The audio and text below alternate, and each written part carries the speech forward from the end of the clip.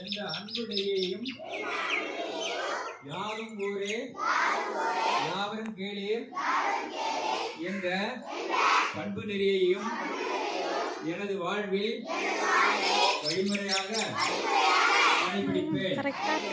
சுயமரியாதை, ஆளுமை திறன், பகுத்தறிவு கூர்மை, பார்வை கொண்டதாக என்னுடைய செயல்பாடுகள் அமையும்.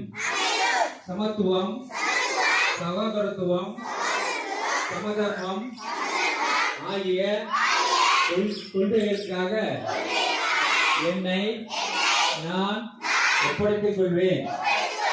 மானுட பற்றும்